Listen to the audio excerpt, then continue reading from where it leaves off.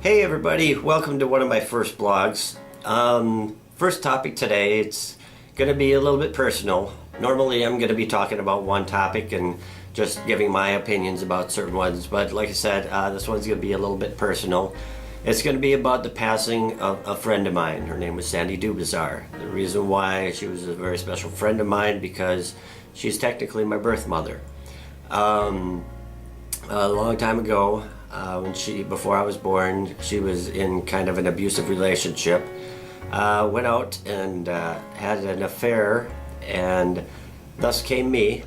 And apparently the guy she was married to at the time, not a very nice person, and basically said, if you have this baby, I will kill it. And according to her, this is one person who probably would have done just that.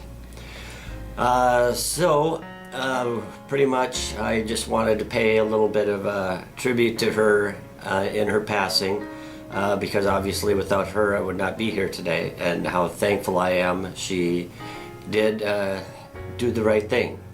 I could have very easily been aborted. That could have been the easy way out. She wouldn't have had to worry about me ever again, but apparently she chose not to do that, thank goodness for me. Right after I was born, I was taken out of the room and taken away from her and put up for adoption. I was brought to Fargo, and I was put in this adoptive house. And apparently the first family I went to didn't want to have to deal with my medical issues, which is fine. I know some people can deal with it, some people can't.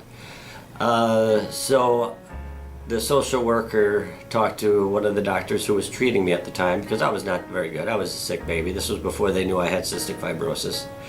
And the doctor, whose name was Dr. Reiser at the time, he said to the social worker that he knew of a family that I could go to that would be a loving family, and it's with the family I'm with now. Getting back to Sandy, I got to finally meet her when I was 19 years old. What happened was one day that my mom got a call. I was 19, like I said. My mom got a call from a social worker saying that my birth mother wanted to meet me.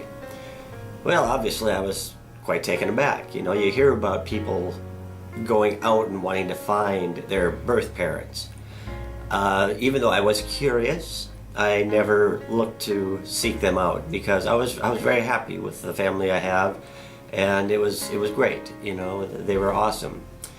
So when I was proposed the idea of meeting them, they gave me a day to think about it, and my first thought was, you know, what do I do? So went and thought, okay, if I meet them, you know, great, then I'll know who they are, and maybe we can build a friendship. But if I never meet them, I'll always wonder, you know, if I'm walking down the street, could that be it? Could that be it? I mean, like I said, before this all happened, I didn't really care, because I knew that they must have had their reasons for doing what they did. So I decided that I would meet them, and it was going to be at my now folks' house, my parents' house in Fargo here. And it was quite an emotional reunion, you might say. Sandy is married to a wonderful guy named Doug Dubisar, and we bonded pretty quick. I mean, even though she was my birth mother, I always considered them my friends. My family is the family that lives in Fargo here. But I just made some really good friends. I did go out to Oregon where they lived, and I got to meet her three kids, Dan and Dave and Chris. And I spent about a week out there in Oregon just to get to know them, and, you know, just to know who they were. And throughout the years, Sandy and I would keep in touch a little bit, not all the time, but, you know, maybe a couple times a year. And she did come to Fargo about 3 or 4 times, and I got together and see her and stuff. So, but I just want to say to her, wherever she is, that I thank you for giving me life, basically. Thank you for not ending my life, taking an easy way out. I know God has a plan. You know, whether you believe in God or not, no matter who your God is, I believe whatever superior being there is, if there is a superior being, they always have a plan. And my plan was to come here to an awesome family And I just don't think I could have done as well as I have with anyone else. But I am sad to hear of Sandy's passing. She did mean a great deal to me.